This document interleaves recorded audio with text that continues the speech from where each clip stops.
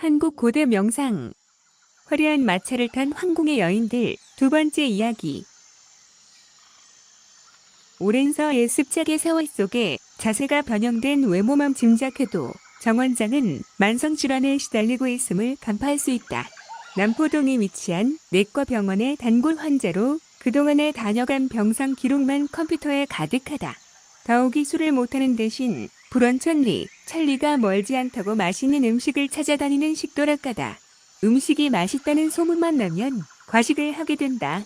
그러면 의뢰 병원을 방문한다.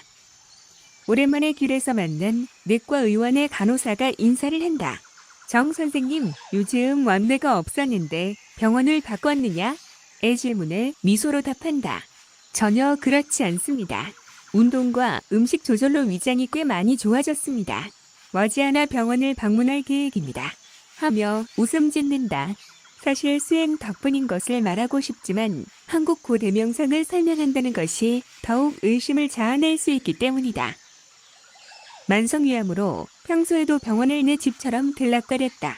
위장 상태가 호전되었다가 다시 과식으로 악화되어 며칠씩 고생하였다. 매년 위내시경으로 위장을 비추며 혹시 암이 아닌가 하고 전전긍긍하였다. 며 정 원장은 말한다. 필자는 자세의 왜곡이 위암을 가중시킴을 설명한다. 수식과 호흡과 요가를 매일 빠지지 않고 실행하도록 권유하였다. 불과 6개월 정도 지났지만 열심히 실행한 덕에 자세가 제법 바르게 고쳐졌다. 그래서 한국 고대 명상회에 입문한 이후 일단은 병원 신세를 지지 않게 되어서 한 가지는 건졌다. 하며 곧잘 농담을 주고받았다. 그러나 위장의 더부룩함은 말끔히 가시지 않는다며 불평이다.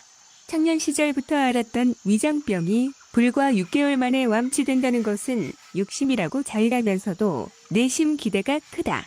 질병이란 카르마의 입장에서 보면 어제 오늘의 일이 아니고 전생의 업에 의한 인과응보의 결과이다.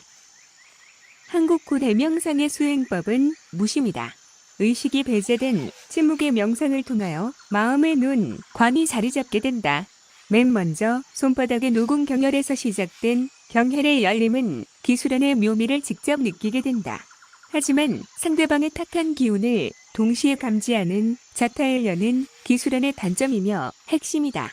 물론 그것이 확장되어 법력이 될지언정 만나는 사람마다 전해지는 고통은 견디기 힘들다. 그러나 기수행의 과정이 그러한데 어쩔 수 없다. 상대의 탁한 기운을 감지한다는 것은 영혼의 세계, 영계의 탁기를 알 수 있어 맑음의 중요성을 새삼 느낀다.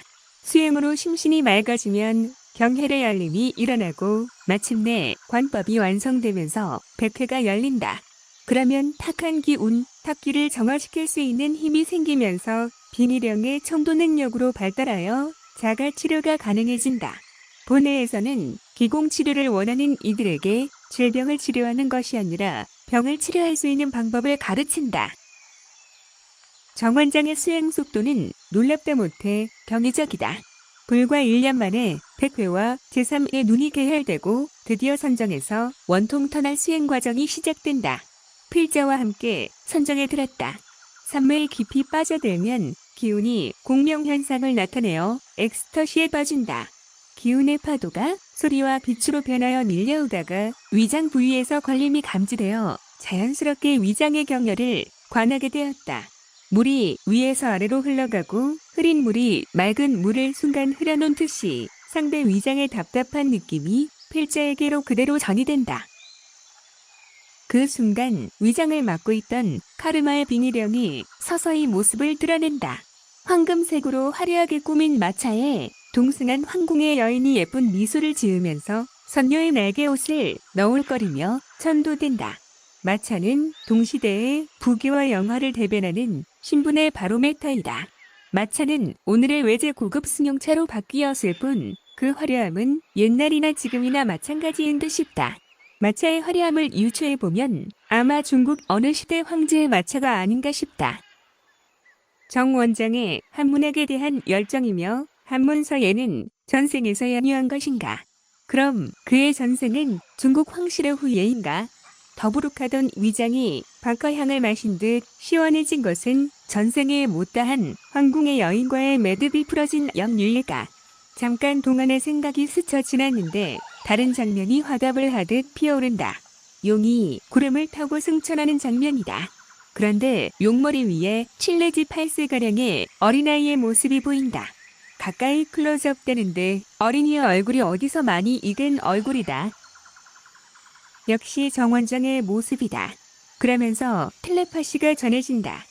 황실의 후예이지만 황제로 등극을 하지 못한 서연과 황실의 여인은 본인의 그 시대의 조상형이란다.